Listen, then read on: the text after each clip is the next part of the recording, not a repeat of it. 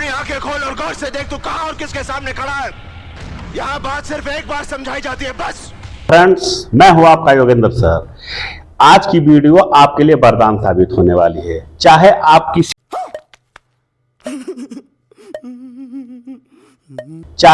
किसी भी क्लास के स्टूडेंट हो, अगर आप 11th के स्टूडेंट हो, 12th के स्टूडेंट हो, अगर आप किसी भी एग्जाम की तैयारी करते हैं, एनडीडी, एनडीए, एसएससी, सीडीएस, ऐसा कोई भी एग्जाम जहां पर इंग्लिश आपसे पूछा जाएगा, इंग्लिश ग्रामर पूछा जाएगा, मेरा आपसे यही रिक्वेस्ट रहेगा कि इस वीडियो को आप लोग अच्छे से देखिए, पूरा देखिए, और अगर पसंद आता है तो इसको शेयर भी कर दीजिएगा, और आप चाहे तो चैनल को सब्सक्राइब भी कर सकते हैं। तो बिना देर किए हुए चलिए मैं आपके लिए वीडियो शुरू करता हूं। देखिए, आपके सामने ये बोर्ड पर कुछ नाउन लिखे हुए हैं: luggage, furniture, soap, information, advice, knowledge, poetry, scenery, soap, hair, ऐसे और भी तमाम बहुत सारे नाउन होते हैं। अब देखिए, इस नाउन में क्या खास बात है, ये ऐसे नाउन हैं जो सभी अनकाउंटेबल है। लगेज अनकाउंटेबल है, फर्नीचर अनकाउंटेबल है, सोप भी अनकाउंटेबल है, सीनरी भी अनकाउंटेबल है, हेयर, सोप, हेयर, ठीक, सोप देखिए 2 बार हो चुका है, इसको काट देते हैं। इंफॉर्मेशन, एडवाइस, नॉलेज, पोएट्री, ये सभी अनकाउंटेबल है। क्या है? अनकाउंटेबल। तो अनकाउंटेबल है, इसका मतलब इनको हम काउंट नहीं कर सकते, इनको काउंट नहीं कर सकते। जैसा कि आपको पहले से पता होगा कि कोई भी ऐसी चीज जो अनकाउंटेबल होती है वो हमेशा सिंगुलर में लिखी जाती है। तो हम ये कह सकते हैं कि ये अनकाउंटेबल है, इसलिए ये हमेशा सिंगुलर में लिखा जाएगा, इसका कभी कोई प्लूरल नहीं बनेगा। तो प्लूरल नहीं बनेगा, इसका मतलब क्या हुआ?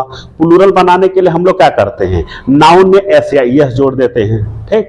तो हम इसका प्लूरल नहीं बना सकते, इसका मतलब हो गया कि हम इसमें एस या ईएस नहीं जोड़ सकते, किसी में भी एस या ईएस हम लोग नहीं जोड़ सकते। क्यों? क्योंकि ये अनकाउंटेबल है, अनकाउंटेबल हमेशा सिंगुलर में होता है, नंबर 1।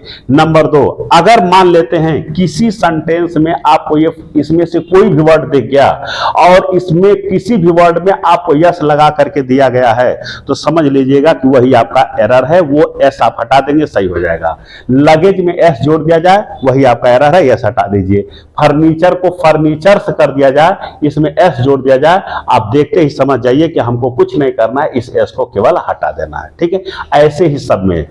दूसरा चीज, मान लेते हैं किसी भी सेंटेंस में अगर इनको हम सब्जेक्ट बना देते हैं, किसी सेंटेंस में इनको हम सब्जेक्ट बना देते हैं, अगर इनको हम सब्जेक्ट बनाएंगे तो फिर यही बात आएगी कि अगर इसको सब्जेक्ट बनाएंगे तो इसके साथ हम वर्ब कौन सा लिखेंगे। तो याद रखिए, आपको पहले से पता होगा कि जब हम सेंटेंस में सब्जेक्ट वर्ब लिखते हैं तो सब्जेक्ट के अकॉर्डिंग ही वर्ब यूज होता है। अगर सब्जेक्ट हमारा सिंगुलर है तो वर्ब सिंगुलर लगेगा, अगर सब्जेक्ट प्लूरल है तो वर्ब हमारा प्लूरल लगेगा।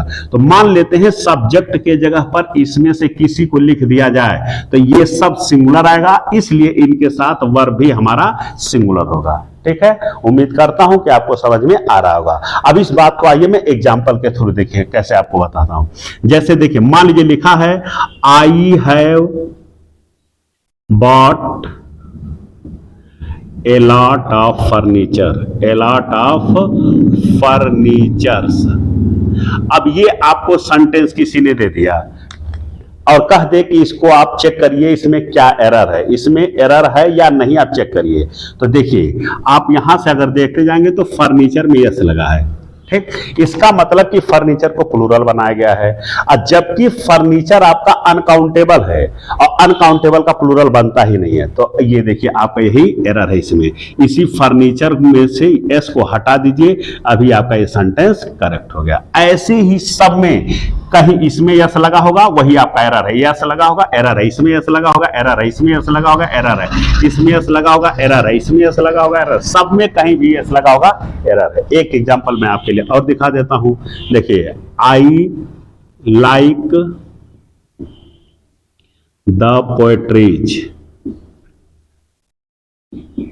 Poetries of kids. चलिए, अब यहां पे देखिए, अगर ये सेंटेंस आपको दे दिया जाए और कह दिया जाए कि आप चेक करिए इसमें क्या रंग है, तो देखिए पोएट्रीज लिखा है, ठीक। पोएट्री का प्लूरल नहीं बनता, पोएट्रीज अनकाउंटेबल होता है, अनकाउंटेबल का प्लूरल नहीं बनता, यही आपका एरर है। सही करेंगे, इसको हटा करके इसको सिंगुलर कर दीजिए, क्योंकि अनकाउंटेबल हमेशा सिंगुलर होता है। एक एग्जाम्पल मैं आपके लिए और दे देता हूं। देखिए, the sceneries of Kashmir, sceneries of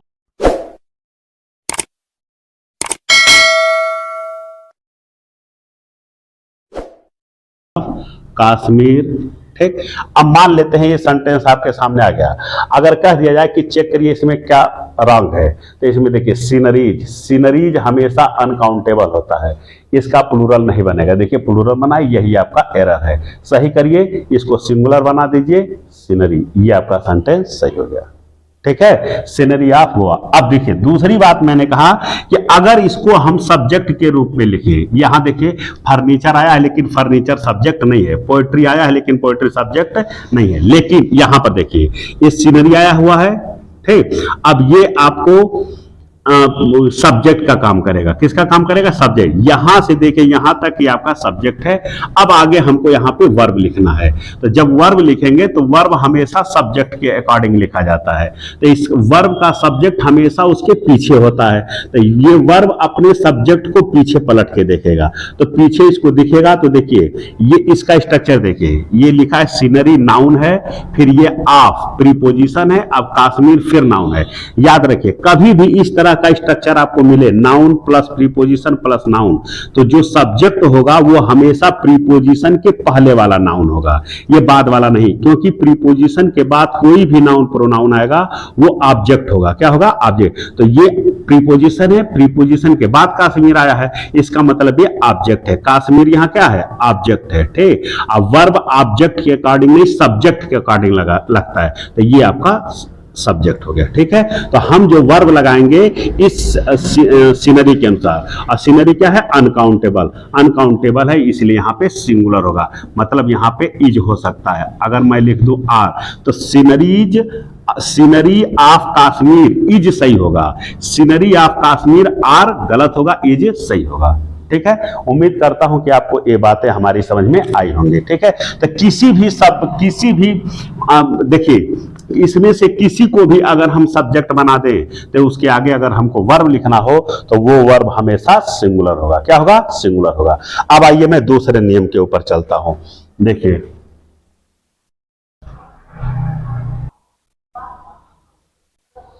अब देखिए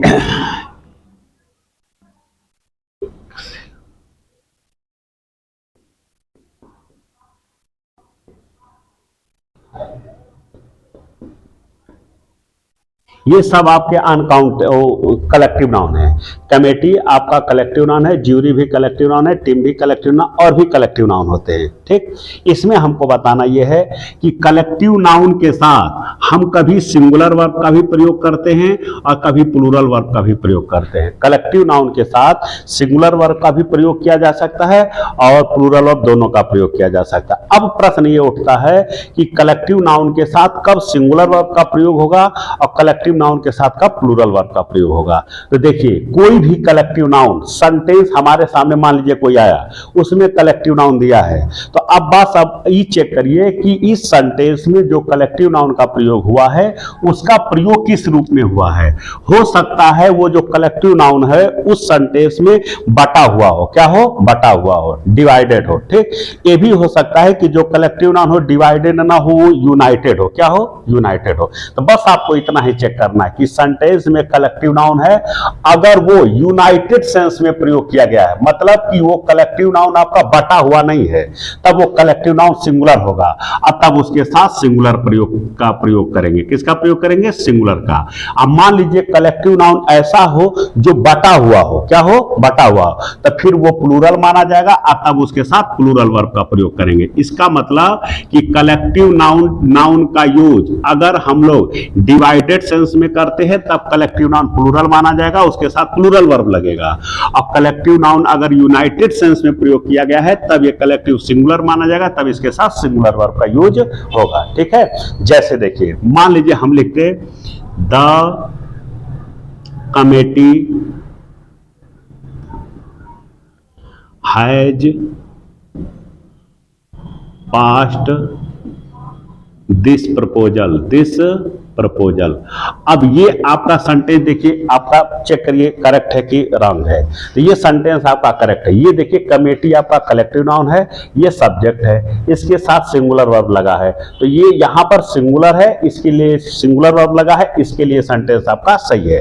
ठीक, अब इसमें ऐसा कोई वर्ड नहीं दिया हुआ है जिससे हम पढ़ के ये बता सके कि कमेटी यहां बटी है कि नहीं बटी है। ठीक, नहीं दिया है, तो इसका मतलब ये बटी हुई नहीं है, ये यूनाइटेड है। कमेटी क्या लिखा है, committee has passed this proposal, committee ने इस प्रपोजल को पास कर दिया है। इसका मतलब ऐसे समझिए कि मान लीजिए कोई कमेटी रही होगी, उस कमेटी में मान लीजिए आपको 5 मेंबर रहे होंगे। ठीक है, अब 5 मेंबर के सामने कोई प्रपोजल आया होगा, अब 5 मेंबर उस पर राजी हो गए होंगे। ठीक है, सारे लोग क्या हो गए होंगे, राजी। ये भी, इसने भी एक्सेप्ट कर लिया, इसने भी एक्सेप्ट कर लिया, इसने भी एक्सेप्ट कर लिया, इसने भी एक्सेप्ट कर लिया, इसने 5 लोगों ने एक्सेप्ट कर लिया। इसका मतलब हो गया कि लोगों ने डिसीजन बट के नहीं दिया, 5 लोग का एक डिसीजन है। इसका मतलब एक कमेटी आपका यूनाइटेड है। क्या है, यूनाइटेड। इसका मतलब कमेटी यहां सिंगुलर है, इसलिए सिंगुलर वर्ब लगेगा।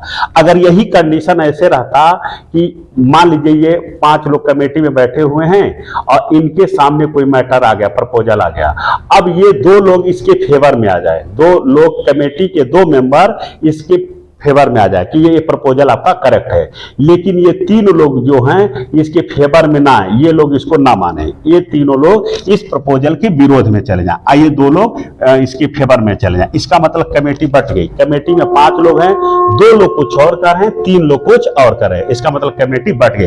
अब यहां पर कमेटी डिवाइडेड हो गई, और जब डिवाइडेड हो गई तो वही कमेटी प्लूरल हो जाएगा। इसमें यस नहीं जोड़ना है, ये ऑटोमेटिक प्लूरल हो जाएगा। जैसे देखिए, द कमेटी हैज, रुकिए,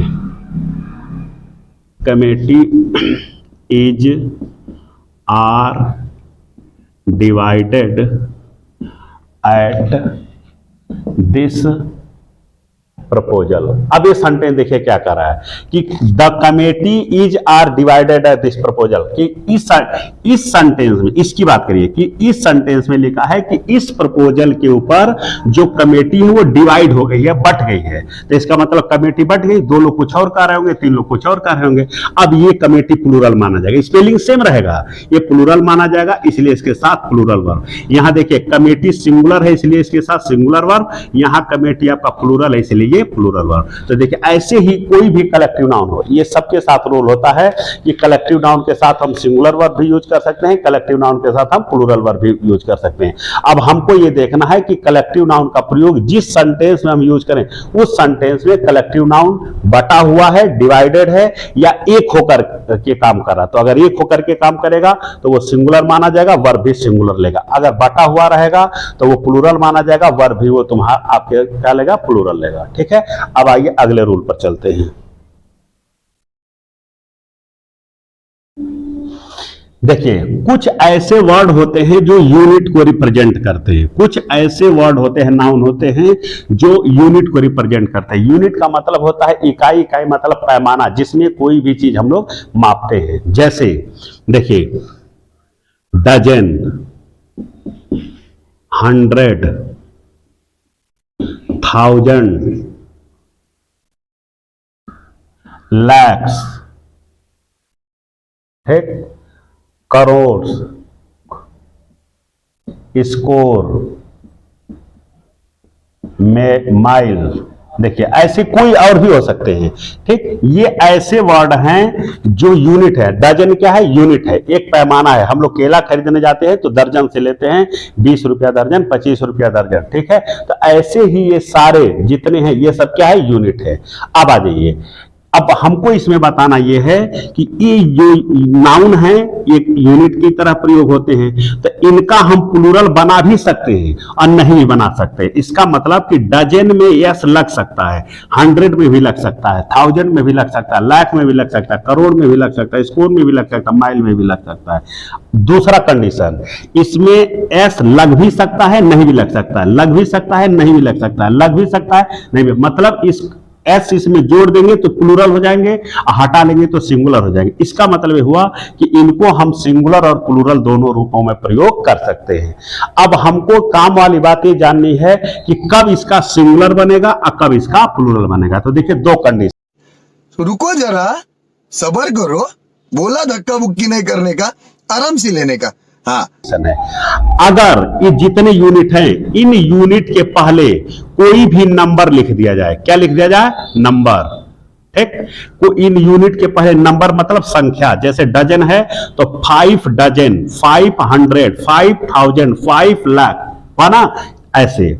ठीक, तो देखिए इनके पहले नंबर आएगा, इसके बाद देखिए नंबर आएगा, फिर इसमें से कोई आएगा और इसके आगे आपका फिर से कोई नाउन आएगा। क्या आएगा? नाउन आएगा। मतलब इस तरह से एक एग्जांपल मैं आपको लिख के दिखा दे रहा हूं, जैसे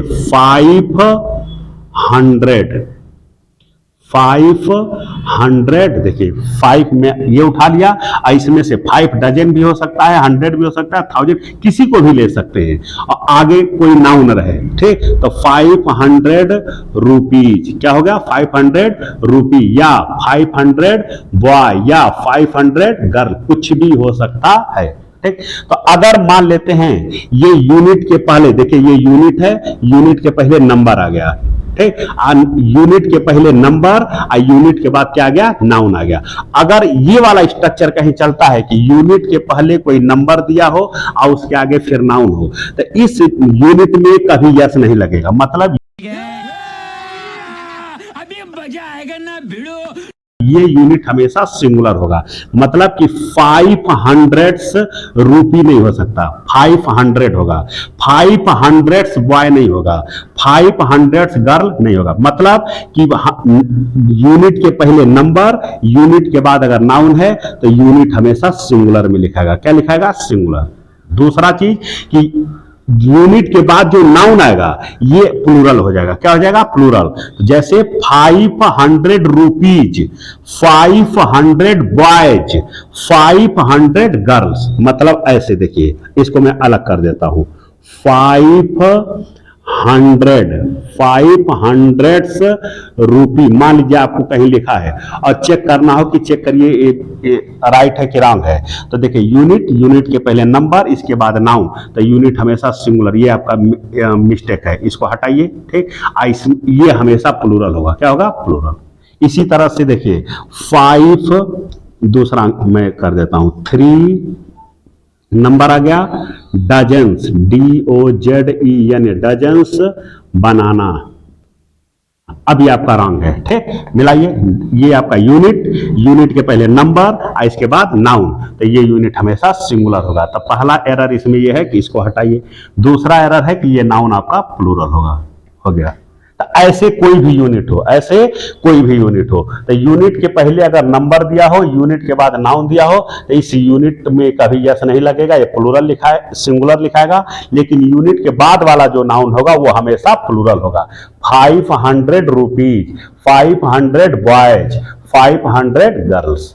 ठीक है, आगे आ जाइए। दूसरा देखिए, अगर मान लेते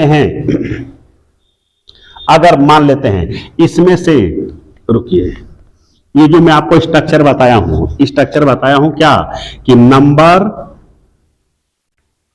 प्लस यूनिट प्लस नाउन। ठीक, तो ये यूनिट आपका क्या होगा? सिंगुलर होगा। ठीक, और ये नाउन आपका क्या होगा? प्लूरल होगा। क्या होगा? प्लूरल। अब अगर ये सब मिल करके अगर किसी डिस्टेंस को व्यक्त करें, किसको व्यक्त करें?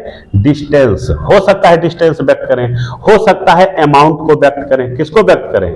अमाउंट को। हो सकता है कि ये डिस्टेंस को व्यक्त करें, अमाउंट को व्यक्त करें, हो सकता है ये टाइम को व्यक्त करें, किसी को भी व्यक्त कर सकते हैं। ठीक है, तो देखिए अगर इस तरह का कोई स्ट्रक्चर लिखा है और अगर ये डिस्टेंस को व्यक्त कर रहा है, अमाउंट को व्यक्त कर रहा है, टाइम को व्यक्त कर रहा है, तो ये सब यहां से लेकर यहां से लेके यहां तक, मान लीजिए ये सब्जेक्ट के रूप में लिखा है। किस रूप में लिखा है? सब्जेक्ट के रूप में। तो फिर वही बात आएगी कि अगर इसको सब्जेक्ट बना दिया जाए तो इसके आगे जो वर्ब आएगा वो सिंगुलर आएगा कि प्लूरल आएगा। तो याद रखिए, कोई जरूरी नहीं है कि number plus unit plus noun हमेशा टाइम डिस्टेंस अमाउंट को ही व्यक्त करेगा। अगर number plus unit plus noun time amount distance इसको व्यक्त कर रहा है और अगर ये सब्जेक्ट है तो इसके साथ हमेशा सिंगुलर वर्ब लगेगा। क्या लगेगा? सिंगुलर। लेकिन अगर number plus unit plus noun इसमें से किसी को व्यक्त ना करे, ठीक है, तो आप उसके साथ आपका प्लूरल वर्ब आएगा। जैसे देखिए, मान लीजिए लिख दें, देखिए 5,000 रुपीज। देखिए, नंबर यूनिट सिंगुलर है, नाउन प्लूरल है। अब आगे, is are a big amount. अब यहां पर देखिए, ये आपका वर्ब है। क्या है? वर्ब है। और ये आपका सब्जेक्ट है। तो सब्जेक्ट के अकॉर्डिंग ही वर्ब लगता है। तो अब देखना हमको ये है कि ये सिंगुलर में गिना जाएगा कि प्लूरल में। तो यहां से लेके यहां तक देखिए, 500 रुपीज क्या? ये अमाउंट है। क्या है? अमाउंट। ये एक यूनिट को व्यक्त कर रहा है, ये आपका सिंगुलर में गिना जाएगा, इसलिए इसके साथ वर्ब लगेगा सिंगुलर, ये आर नहीं लगेगा। ठीक, देखिए, लेकिन अगर मान लीजिए यहीं पर अगर बॉयज रहता, क्या रहता? बॉयज। जैसे देखिए 500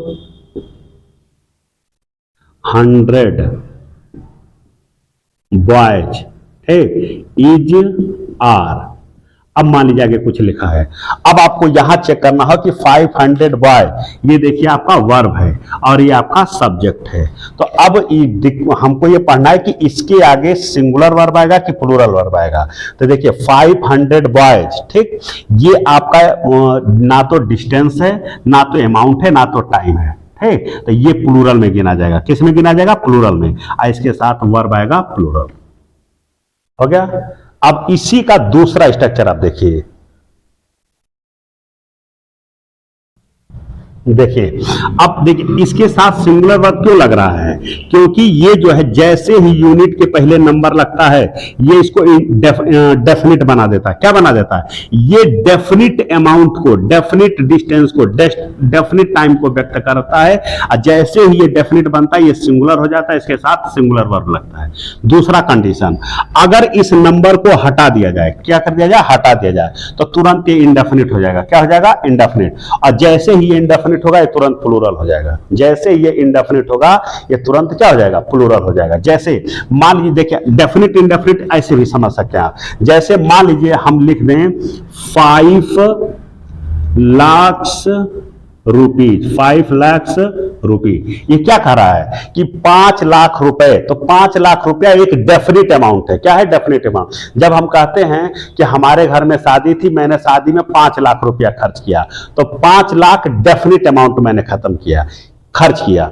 इसी बात को हम ऐसे भी कह सकते हैं कि मैंने शादी में लाखों रुपया खर्च किया। तो लाखों मतलब कितना? लाखों जब हम कहेंगे, ठीक है, जैसे ही 5 को हटाएंगे, 5 लाख रुपीज मतलब 5 लाख रुपया, और जब 5 को हटाएंगे तो ये लाखों रुपया बन जाएगा। तो लाखों रुपए मतलब अगर मैंने अपने शादी में लाखों रुपए खर्च किए, तो 4 लाख भी हो सकता है, 3 लाख भी हो सकता है, 10 लाख भी हो सकता है, 50 लाख भी हो सकता है। ये इंडेफिनिट अमाउंट है। क्या है? इंडेफिनिट है। ये इंडेफिनिट है, ये प्लूरल में गिना जाएगा। लेकिन जैसे ही कहेंगे कि मैंने शादी में 20 लाख खर्च किया, तो वो डेफिनिट हो जाएगा। ठीक, वो डेफिनिट 20 लाख खर्च किया मतलब 20 लाख ही खर्च किया। ठीक, लाखों खर्च किया तो 20 लाख भी हो सकता है, 15 लाख भी हो सकता है, 10 लाख भी हो सकता है। कुल मिला के कहने का मतलब यह है कि अगर यूनिट के पहले कोई नंबर आ जाएगा तो ये डेफिनिट हो जाएगा। ठीक, लेकिन जैसे ही नंबर हटाएंगे ये इंडेफिनिट हो जाएगा। और जब नंबर हटाएंगे तो इसका स्ट्रक्चर भी बदल जाएगा। तब इंडेफिनिट हो जाएगा तो इसका स्ट्रक्चर ऐसे देखिए, जब इसको हटाएंगे तो यहां बीच में ऑफ लगेगा, तो ये हो जाएगा आपका यूनिट। क्या हो जाएगा?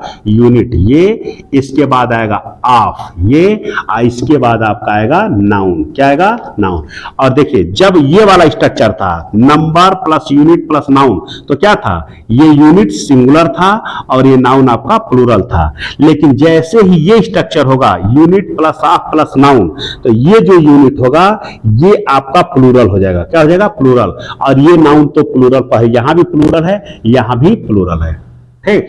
और इस स्ट्रक्चर में अगर इसको हम सब्जेक्ट बना दे, क्या बना दे, सब्जेक्ट, तो इसके साथ जो वर्ब आएगा वो हमेशा प्लूरल आएगा, चाहे ये डिस्टेंस, यूनिट, टाइम, अमाउंट कुछ भी व्यक्त करे, ठीक है, इसके साथ हमेशा प्लूरल वर्ब आएगा, ठीक है। जैसे देखिए 5 लाख रुपीज लिखा है, 5 लाख रुपए, इसको हम ऐसे भी लिख सकते हैं, ये डेफिनिट है, इसको इंडेफिनिट बनाएंगे तो हो जाएगा लैक्स ऑफ रुपीज, क्या होगा, रुपी, देखिए, ठीक। तो लाख, देखिए जब 5 लाख लिखा है ये आपका मिस्टेक है, ठीक। अब ये सही हुआ, जैसे ही इसको आपने हटाया लाख इधर आए, देखिए प्लूरल बन गया, ये भी प्लूरल, ये भी प्लूरल। अब अगर हमको आगे वर्ब जोड़ना हो, इज आयर, तो ये आपका सिंगुलर है प्लूरल, तो सिंगुलर की प्लूरल, तो ये हमेशा प्लूरल होगा, वर्ब हमेशा प्लूरल रहेगा, ठीक। एक एग्जांपल मैं आपको देखिए लिख के दिखा दे रहा हूं, हंड्रेड्स नहीं, thousands of rupees was were spent yesterday. अगर आपको ये सेंटेंस दे दिया जाए, चेक करिए राइट है कि रॉन्ग है, तो देखिए थाउजेंड्स ऑफ रुपीज, ठीक, ये क्या है, unit plus of plus noun, इसके पहले नंबर नहीं है, ये प्लूरल है, क्या है, प्लूरल, तो यूनिट में भी यस होना चाहिए, यस लगा है, इसके बाद नाउन आए वो भी प्लूरल होना चाहिए, प्लूरल है, लेकिन वर्ब लेगा प्लूरल, ठीक। ये आपका हो गया, उम्मीद करता हूं कि ये भी कॉन्सेप्ट आपको क्लियर हो गया होगा। अब आगे के चलते हैं,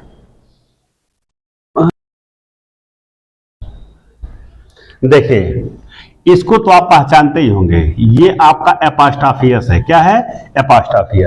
एपोस्ट्रोफी एस का हिंदी होता है का की के, और एपोस्ट्रोफी एस का यूज हम लोग पोजीशन को व्यक्त करने के लिए करते हैं, किसके लिए, पोजीशन। पोजीशन का मतलब होता है अधिकार, क्या होता है, अधिकार, ठीक है, अधिकार, ठीक। चलिए देखिए एपोस्ट्रोफी एस का हिंदी होता है का की के, इसका यूज हम लोग किस लिए करते हैं, पोजीशन के लिए। दूसरा एक वर्ड होता है ऑफ, इसका भी हिंदी होता है का की के, इसका भी यूज हम लोग पोजीशन के लिए करते हैं, किसके लिए, पोजीशन के लिए। पोजीशन का मतलब कि किसी नाउन के ऊपर अधिकार व्यक्त करने के लिए, किसके लिए, अधिकार व्यक्त करने के लिए। इसका मतलब हो गया कि ऑफ का यूज हम लोग पोजीशन के लिए कर रहे हैं और एपोस्ट्रोफी का भी यूज हम लोग पोजीशन के लिए कर रहे हैं। इसका मतलब कि इन दोनों को रिप्लेस किया जा सकता है, रिप्लेस किया जा सकता है, मतलब एपोस्ट्रोफी एस को हम चाहें तो आप से रिप्लेस कर सकते हैं, मीनिंग आपका वही आएगा, सेंस सब आपका वही आएगा। तो फिर दोनों में डिफरेंस क्या है, दोनों में अंतर क्या है, एपोस्ट्रोफियस और आप में अंतर क्या है। तो देखिए अंतर क्या है, अंतर ये है कि जो एपोस्ट्रोफियस होता है ये केवल सजीव में लगता है, लिविंग में, किसमें, सजीव में इसको यूज करते हैं, इसको लिविंग के साथ प्रयोग किया जा सकता है और किसी के साथ ये यूज नहीं हो सकता। एपोस्ट्रोफियस नॉन लिविंग निर्जीव में नहीं लगेगा। दूसरा ऑफ का यूज हम लोग सजीव और निर्जीव, सजीव और निर्जीव मतलब लिविंग और नॉन लिविंग दोनों के साथ हम लोग आपको यूज कर सकते हैं। एपोस्ट्रोफियस केवल सजीव के साथ लगेगा, लिविंग के साथ लगेगा, ऑफ लिविंग और नॉन लिविंग, सजीव और निर्जीव दोनों के साथ लग सकता है। बस इतना ही दोनों में डिफरेंस है। जैसे मान लीजिए अगर हमको लिखना हो, देखिए मोहन्स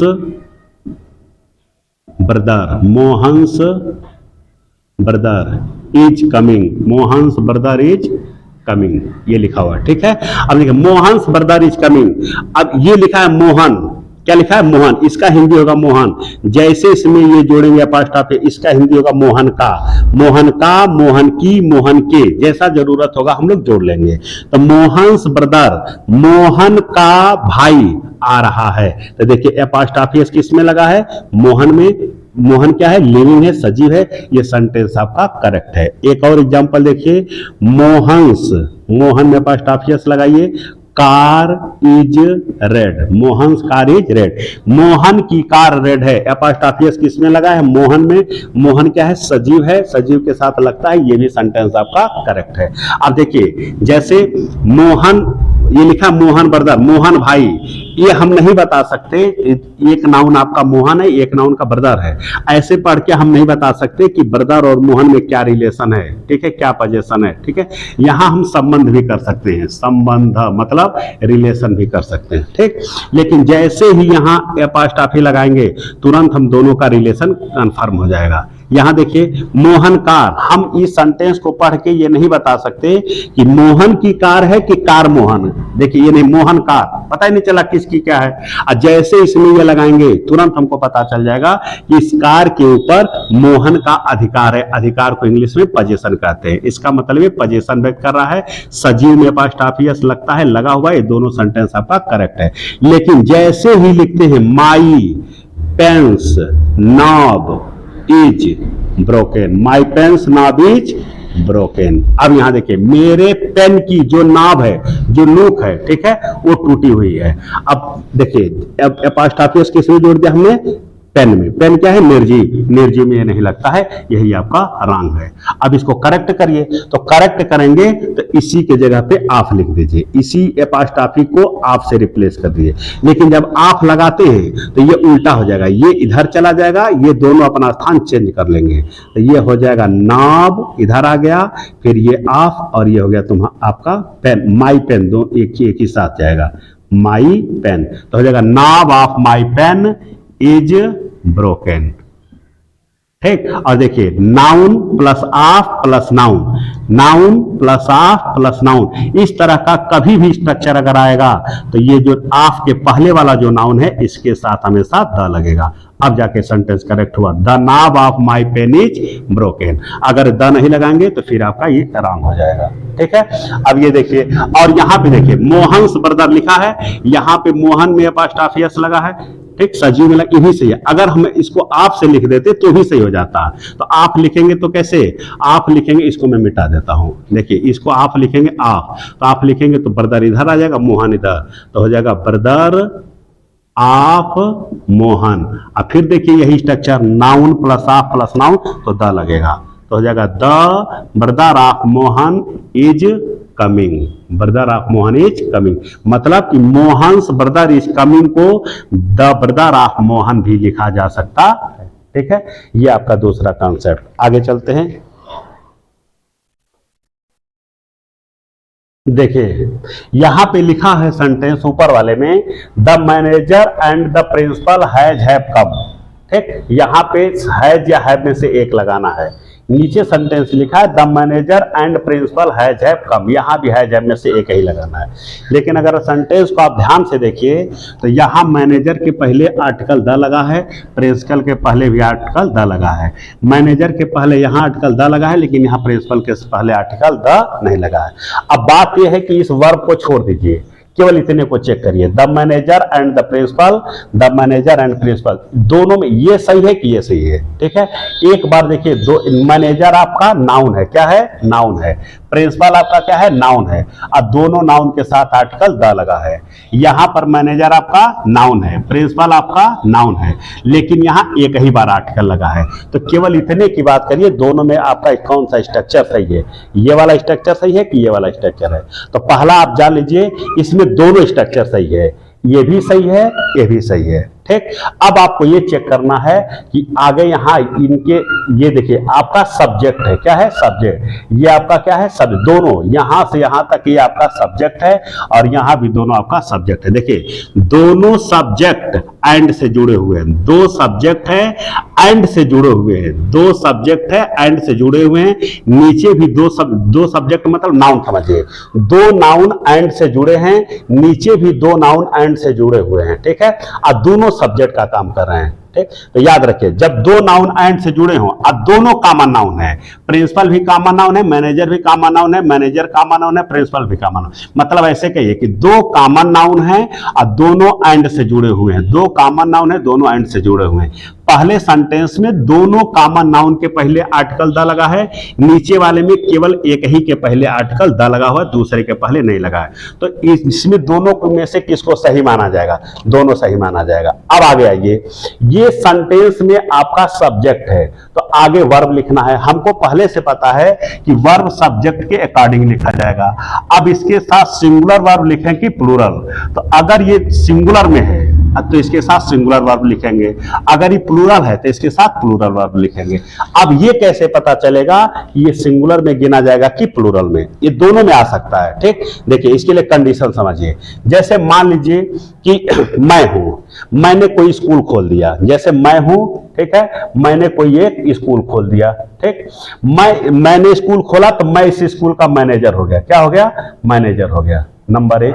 दूसरा, मैं पढ़ा लिखा व्यक्ति हूं तो क्यों ना मैं ही इस स्कूल में प्रिंसिपल बन जाऊं, दूसरे को मैं प्रिंसिपल रखूंगा, हमको वेज सैलरी देना पड़ेगा, इससे अच्छा है कि मैं ही स्कूल खोल के मैं ही उसमें प्रिंसिपल बन जाता हूं। तो मतलब कि मैंने स्कूल खोला, मैं मैनेजर, अब मैं ही उसके स्कूल में, अपने स्कूल में प्रिंसिपल बन गया। ये पहला कंडीशन।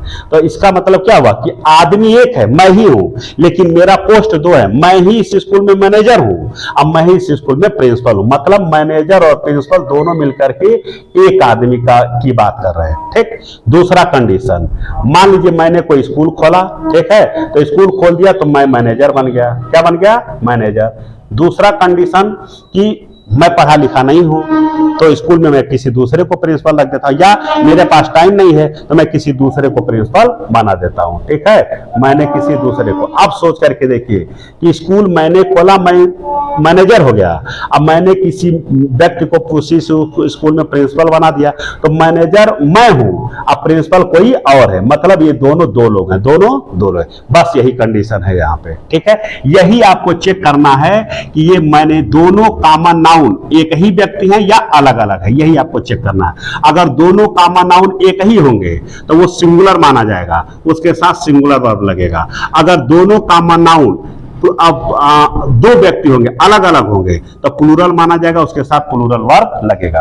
अब यही चेक करना। अब ये कैसे पता चलेगा कि मैनेजर और प्रिंसिपल दोनों कॉमन नाउन एक ही व्यक्ति की बात करें कि अलग अलग? देखिए, अगर दोनों कॉमन नाउन से अलग अलग व्यक्ति का बोध होगा, मतलब प्रिंसिपल कोई और है, मैनेजर कोई और है, तो दो बार द लगेगा। दो बार मतलब दोनों नाउन के पहले द लगेगा। इसी बात को पलट करके कहिए, अगर दोनों नाउन के पहले द लगा है तो समझ जाइए कि मैनेजर कोई और है, प्रिंसिपल कोई और है, दो लोग हैं। और जब दो लोग हो गए तो इसके ये प्लूरल हो जाएगा, वर्ब लगेगा प्लूरल। ठीक, देखिए अगर दोनों कॉमन नाउन एंड से जुड़े हों लेकिन दोनों एक ही व्यक्ति हो, दोनों एक ही व्यक्ति हो, तो अगर दोनों एक ही, जैसे मैं ही मैनेजर हूं, मैं ही प्रिंसिपल हूं, पोस्ट दो है, आदमी एक है, तो एक दोनों एक ही व्यक्ति की बात कर रहे हैं तो एक बार आर्टिकल लगेगा केवल पहले वाले नाउन के साथ, दूसरे वाले के साथ नहीं लगेगा। इसी को पलट करके कह दीजिए कि अगर दोनों नाउन दो कॉमन नाउन एंड से जुड़े हों और एक बार आर्टिकल लगा है, ठीक है, दूसरे वाले के साथ आर्टिकल नहीं लगा, इसका मतलब ये दोनों व्यक्ति एक ही हैं।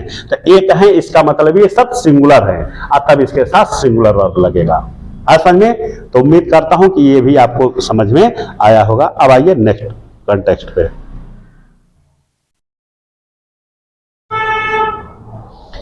देखिए, आपने प्रोनाउन में एक प्रोनाउन पढ़ा होगा, पर्सनल प्रोनाउन। आपको याद होगा पर्सनल प्रोनाउन तीन प्रकार के होते हैं, फर्स्ट पर्सन, सेकंड पर्सन और थर्ड पर्सन। फर्स्ट पर्सन बोलने वाले को फर्स्ट पर्सन कहते हैं। देखिए, फर्स्ट पर्सन में I, me, my, mine, we, our ये सब फर्स्ट पर्सन है। Second person you, your, yours, सुनने वाले को हम लोग सेकंड पर्सन कहते हैं। Third person he, him, his, she, her, hers, they, them, their, ये आपका थर्ड पर्सन हुआ। ठीक है, जो हमारी बातों को सुनता है उसे हम लोग थर्ड पर्सन कहते हैं। देखिए, डेफिनेशन के ऊपर हम लोग जोर नहीं दे रहे हैं क्योंकि उसके लिए पढ़ाएंगे तो बहुत ज्यादा समय लग जाएगा। मेरा बस इस वीडियो में एक ही मकसद है कि इस एक वीडियो में आपको ज्यादा से ज्यादा रूल कम से कम समय में कवर कर दो। देखिए, अगर ये तो हो गया first person, second person, third person. मान लीजिए आपके सामने कोई सेंटेंस आ गया, ठीक, और सेंटेंस आपको दे दिया जाए कि सेंटेंस को चेक करिए, सेंटेंस में क्या एरर है। तो देखिए, पहला सेंटेंस देखिए, लिखा I am going to school. इस सेंटेंस में सब्जेक्ट कौन है आपका? आई। कौन सा पर्सन है? फर्स्ट। केवल एक ही पर्सन दिया है, फर्स्ट पर्सन। जब किसी सेंटेंस में एक ही पर्सन हो, केवल फर्स्ट हो, केवल सेकंड हो, केवल थर्ड हो, एक ही पर्सन हो, तब सेंटेंस में हमको कोई प्रॉब्लम नहीं आती है। हम सेंटेंस में देखिए सब्जेक्ट वर्ब ऐसे करके लिख लेते हैं। I am going to school, ये सेंटेंस आपका करेक्ट है। नीचे देखिए, यहां पर सब्जेक्ट आपका कौन है? ही है, ये थर्ड पर्सन है। थर्ड पर और कोई इसमें पर्सन नहीं है, केवल अकेला है। यहां पर आई फर्स्ट पर्सन अकेला था, यहां थर्ड पर्सन अकेला। ये भी सेंटेंस आपका करेक्ट है, यहां कोई प्रॉब्लम नहीं है। प्रॉब्लम अब क्रिएट होगा अगर मान लेते हैं कोई ऐसा सेंटेंस आ गया, उस एक ही सेंटेंस में तीनों पर्सन एक साथ आ जाए। यहां देखिए केवल एक पर्सन है, केवल एक पर्सन है, लेकिन यहां देखिए ये फर्स्ट है, ये थर्ड है, ये सेकंड है। एक ही सेंटेंस में तीनों पर्सन एक साथ आ गया, सेकंड थर्ड फर्स्ट, ठीक है। या कोई दो पर्सन एक साथ आ जाए, तीनों पर्सन एक साथ आ जाए या कोई दो पर्सन एक साथ आ जाए। अब प्रॉब्लम यह है कि जब दोनों प्रोनाउन दोनों पर्सन एक साथ आएगा या तीनों पर्सन एक साथ आएगा, तो जब हम लिखना शुरू करेंगे तो किसको पहले लिखेंगे, किसको बाद में लिखेंगे। यहां आई फर्स्ट पर्सन अकेला था, यहां हमको ये नहीं सोचना था कि कौन पहले रहेगा कौन बाद में। ये अकेला है उसी को लिख लेते हैं, ये थर्ड पर्सन अकेला उसी को लिख लेते हैं, सोचने की जरूरत नहीं है। लेकिन जैसे ही यहां पर आए तो यहां प्रॉब्लम फंस जाएगा। यहां आई फर्स्ट है, ये थर्ड है, ये सेकंड है, तो फर्स्ट को पहले लिखें, थर्ड को बाद में। थर्ड पहले क्यों नहीं आया या सेकंड पहले क्यों नहीं गया, यहां प्रॉब्लम है कि किसको पहले लिखे किसको बाद में। तो इसका देखिए सब सीधा सीधा कॉन्सेप्ट है। ये जो तीनों पर्सन आ रहा है या दो पर्सन आ रहा है, चेक करिए कि ये तीनों पर्सन सिंगुलर है कि प्लूरल है, यही आप चेक करिए, ठीक है।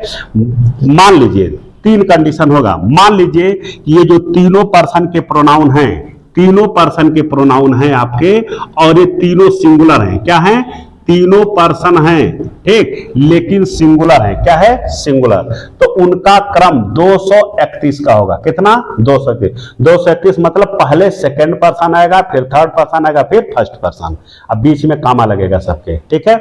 तीनों पर्सन हो, तीनों सिंगुलर हो तो 231, ठीक। तीनों पर्सन हो लेकिन तीनों प्लूरल हो, क्या हो, प्लूरल हो, तो उसका क्रम 123 का होगा। क्या होगा, 123, ठीक है। मतलब फर्स्ट पर्सन, उसके बाद सेकंड, उसके बाद थर्ड। तीनों पर्सन हो लेकिन वो तीनों पर्सन मिक्स,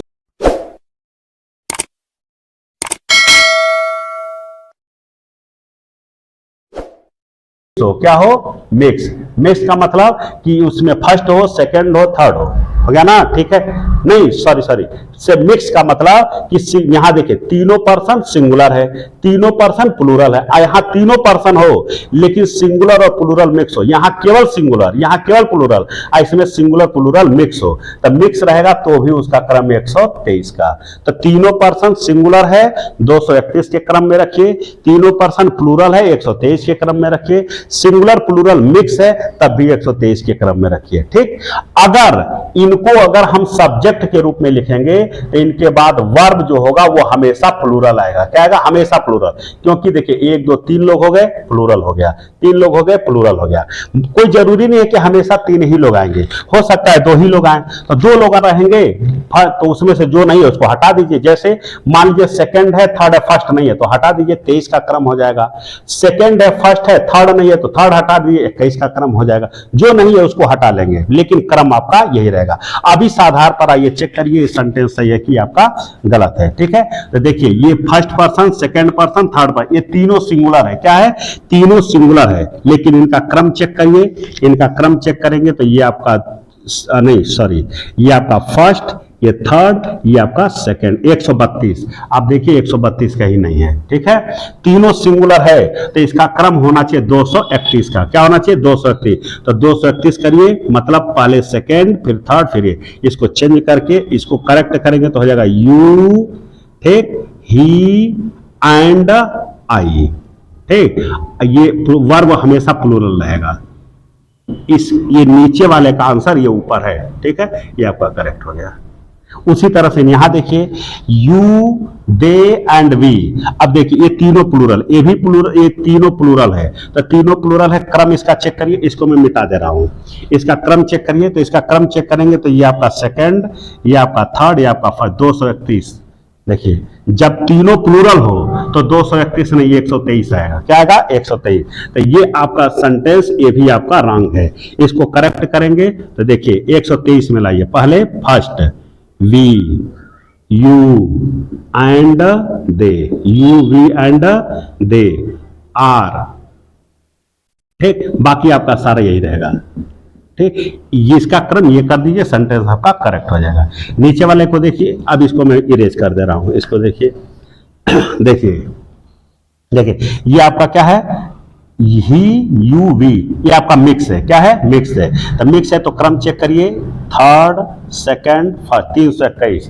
321 आपको कहीं नहीं मिलेगा। मिक्स है तो 123 होगा। क्या होगा? 123। तो इसको करिए वी, ठीक, यू एंड ही कर दीजिए, ठीक, आर, बाकी सब आपका सेम ही आएगा, बाकी सब आपका सेम ही आएगा। ये हो गया। तो कभी भी दो से एक से अधिक पर्सन एक साथ आएंगे तो क्रम याद रखिए। तीनों सिंगुलर हैं, पहले चेक करिए सिंगुलर है कि प्लूरल। तीनों सिंगुलर 231, तीनों प्लूरल 123, मिक्स है सिंगुलर प्लूरल 123। इनके साथ वर्ब आएगा हमेशा प्लूरल। क्या आएगा?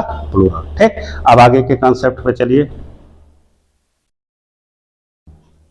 देखिए, कभी भी सेंटेंस में अगर हम मान लीजिए सेंटेंस में कोई सब्जेक्ट है, सब्जेक्ट के साथ अगर हम पॉजेसिव केस लिखना चाहते हैं, सब्जेक्ट के साथ पॉजेसिव केस लिखना चाहते हैं, तो ये जो पॉजेसिव केस होगा वो हमेशा सब्जेक्ट के अकॉर्डिंग होना चाहिए। ठीक, इसका मतलब हो गया कि जैसा सब्जेक्ट रहेगा वैसा पॉजेसिव। अगर सब्जेक्ट ही है तो इसके साथ पॉजेसिव हिज होगा। अगर सब्जेक्ट सी है तो इसका पॉजेसिव हर होगा। अगर सब्जेक्ट यू है तो इसका पॉजेसिव योर होगा। अगर सब्जेक्ट दे है तो इसका पॉजेसिव देयर होगा। ठीक, इसी चीज का ध्यान रखिए। ठीक, इसी तरह से एक प्रोनाउन होता है वन, ये इंडेफिनिट प्रोनाउन है। अगर वन का प्रयोग सब्जेक्ट के रूप में करते हैं तो इसका पॉजेसिव वंस होगा। क्या होगा? वंस। बस यही।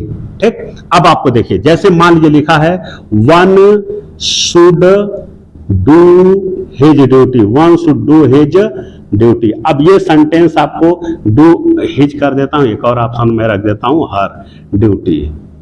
अब ये सेंटेंस आपको दे दिया जाए, चेक करिए आपका सेंटेंस रॉन्ग है कि राइट है। यहां देखिए वन, ये आपका हेल्पिंग वर्ब है, ये मेन वर्ब है, इसका मतलब ये सब्जेक्ट है। ठीक, आगे यहां पे देखिए पॉजेसिव केस लिखा है, तो कभी भी पॉजेसिव केस लिखेंगे तो सब्जेक्ट के अकॉर्डिंग होना चाहिए। अब यहां हिज लिखा है तो हिज तब सही होगा जब यहां ही रहता। अगर यहां ही रहता तो यहां हिज सही हो जाता, तो ही यहां पे नहीं है, हिज रॉन्ग हो गया। हर तब सही होगा जब यहां पे सी रहेगा। अगर यहां सी रहता तो यहां हर भी सही हो जाता, तो यहां सी नहीं है तो हर भी नहीं होगा। सब्जेक्ट क्या है? वन, वन का पॉजेसिव वंस, तो इसका मतलब यहां पर आप वंस कर दीजिए, आपका सेंटेंस करेक्ट हो गया। ठीक, अब आ गया ये नेक्स्ट पे। देखिए ये कुछ वर्ब लिखे हैं आपके सामने बोर्ड पर, लिखा है अवेल, इंजॉय, ये दो बार सॉरी, अवेल है, इंजॉय है, अपसेंट है, प्रेजेंट है, एवेंज है, रिवेंज है, रिकॉन्सिल है, प्राइड है, रिजाइन है, और भी वर्ब होते हैं। ये ऐसे वर्ब हैं, इस वर्ब की विशेषता खासियत जानिए, ये ऐसे वर्ब हैं जिनके बाद हमेशा ऑब्जेक्ट आना चाहिए। क्या आना चाहिए? ऑब्जेक्ट। बिना ऑब्जेक्ट का ये वर्ब नहीं लिखा जा सकता। फिर से सुनिए, ये वर्ब है अवेल है, इंजॉय है, अपसेंट है, प्रेजेंट है, एवेंज है, रिवेंज है, रिकॉन्सिल है, प्राइड है, रिजाइन है, और भी होते हैं।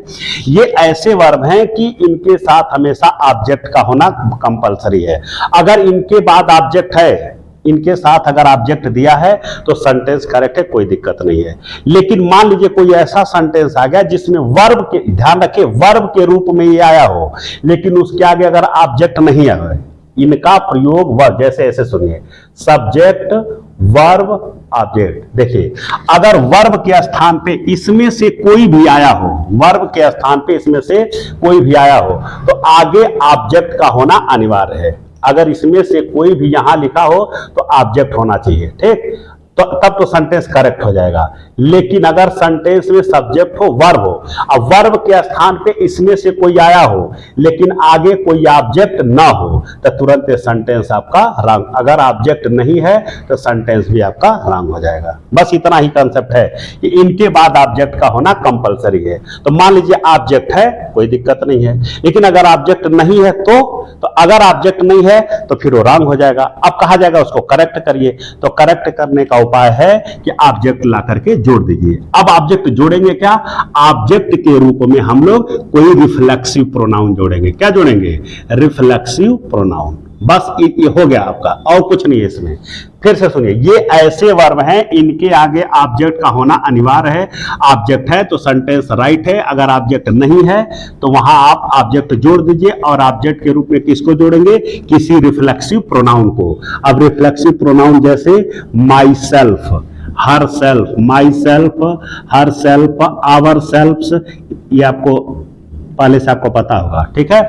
My self, herself, ourself, themself, ठीक, ये आपका रिफ्लेक्सिव, इसी को जोड़ दीजिए, करेक्ट सेंटेंस आपका करेक्ट हो जाएगा। जैसे मान लीजिए लिख दिया जाए I enjoyed the party, I enjoyed the party yesterday. अब ये सेंटेंस आपको दिया जाए, सेंटेंस चेक करिए रॉन्ग है कि राइट है। तो ये सब्जेक्ट हो गया, ये वर्ब हो गया, ये आपका ऑब्जेक्ट है, सेंटेंस आपका करेक्ट है, यहाँ कोई दिक्कत नहीं है। यहाँ पर ये पार्टी शब्द ध्यान रखिए, ये ऑब्जेक्ट है। क्या है? ऑब्जेक्ट है। मैंने पार्टी एंजॉय किया, क्या एंजॉय किया? पार्टी। ये क्या का आंसर है? क्या का आंसर हमेशा ऑब्जेक्ट आता है, तो ये आपका ऑब्जेक्ट है, ये सेंटेंस सही है, ठीक है। लेकिन अगर इसी सेंटेंस को ऐसे लिख दिया जाए, I enjoyed in the party, in the party. अब पार्टी के साथ देखिए लिखा यहाँ एस्टरडे। अब ये सेंटेंस आपका रॉन्ग है। क्यों? अब यहां देखिए, यहां पार्टी शब्द आपका ऑब्जेक्ट है, लेकिन यहां इन द पार्टी लिखा है, ये आपका ऑब्जेक्ट नहीं है, ये ऑब्जेक्ट है। क्योंकि क्या से प्रश्न करिए, अभी ये आंसर में आएगा। मैंने कल पार्टी ज्वाइन किया, क्या एंजॉय किया? क्या एंजॉय किया? पार्टी। ये क्या का आंसर हमेशा ऑब्जेक्ट होता है। आइए देखिए लिखा है, मैंने कल पार्टी में एंजॉय किया। अब क्या से प्रश्न करिए, मैंने क्या एंजॉय किया? क्या का आंसर नहीं आएगा। कहां एंजॉय किया? पार्टी में। तो ये इन द पार्टी कहां का आंसर है। अब कहां का आंसर कभी ऑब्जेक्ट नहीं होता, मतलब इन द पार्टी ये आपका ऑब्जेक्ट नहीं है। एंजॉय देखिए, एंजॉय ऐसा वर्ब है कि इसके आगे ऑब्जेक्ट का होना अनिवार्य है, और ये आपका ऑब्जेक्ट नहीं है। ये सेंटेंस रॉन्ग हो गया, करेक्ट करिए। यही इसके बाद ऑब्जेक्ट ला के जोड़ दीजिए, अभी सही हो जाएगा। अब ऑब्जेक्ट क्या लाएंगे? रिफ्लेक्सिव। तो आई का रिफ्लेक्सिव माई सेल्फ होगा। क्या होगा? My self. यहां पर आप माई सेल्फ लिख दीजिए, अभी आपका सही होगा। I enjoyed my self in the party. ठीक। एक और एग्जांपल देखिए, he presented a gift, he presented a gift. ये सेंटेंस आपका करेक्ट है। सब्जेक्ट लिखा है, प्रेजेंट आपका वर्ब है, ठीक है। सेंटेंस में सब्जेक्ट है, ये वर्ब है, ये आपका ऑब्जेक्ट है। उसने एक गिफ्ट दिया, क्या दिया? गिफ्ट। ये आपका ऑब्जेक्ट है। प्रेजेंट ऐसा वर्ब है जिसके आगे ऑब्जेक्ट होना कंपलसरी है, ऑब्जेक्ट है, ये सही है, ठीक है। लेकिन देखिए, he presented before the teacher. अब यहां देखिए, उसने टीचर के सामने प्रस्तुत किया, ठीक है। अब क्या प्रस्तुत किया? यहां प्रेजेंट के बाद देखिए, ये आपका प्रीपोजिशन है। क्या है? प्रीपोजिशन। ये आपका नाउन है। प्रेजेंट के देखिए, प्रेजेंट ऐसा वर्ब है, इसके आगे ऑब्जेक्ट चाहिए, यहां ऑब्जेक्ट नहीं है। क्या का आंसर यहां देने वाला कोई नहीं है, यहां ऑब्जेक्ट नहीं है, इसीलिए रॉन्ग है। अब करेक्ट करिए, यहां लाके ऑब्जेक्ट जोड़िए। ऑब्जेक्ट कहां से लाएंगे? इसी ही का रिफ्लेक्सिव। तो ही का रिफ्लेक्सिव हिमसेल्फ होगा। क्या होगा? Himself, himself. ठीक। तो याद रखिए, वर्ब के रूप में है होना चाहिए, ठीक। अगर हो गया आपका। एक और सेंटेंस में देखिए लिखता हूं, देखिए, आई वाज प्रेजेंट देयर। अब यहां पर सेंटेंस में देखिए प्रेजेंट है, प्रेजेंट के बाद यहां देखिए ऑब्जेक्ट है कि नहीं। तो पहला चीज, यहां पर ये प्रेजेंट वर्ब है, ये प्रेजेंट वर्ब नहीं है। तो मैं क्या बोला हूं, इनका यूज वर्ब के रूप में होगा, तब इनके बाद ऑब्जेक्ट चाहिए। यहां पर प्रेजेंट वर्ब नहीं है, इसलिए इसको ऑब्जेक्ट की जरूरत नहीं है। ये सेंटेंस करेक्ट है। ये प्रेजेंट वर्ब है, इसको ऑब्जेक्ट की जरूरत है, और ये प्रेजेंट वर्ब नहीं है, इसको ऑब्जेक्ट की जरूरत नहीं है, इसलिए ये आपका सेंटेंस सही है। तो ध्यान रखिए कि ये ऐसे वर्ब हैं, इनके आगे ऑब्जेक्ट होना कंपलसरी। अगर ऑब्जेक्ट है तो ठीक, नहीं है तो कोई रिफ्लेक्सिव आप वहां पे जोड़ दीजिए सब्जेक्ट के अकॉर्डिंग, सेंटेंस आपका करेक्ट हो जाएगा।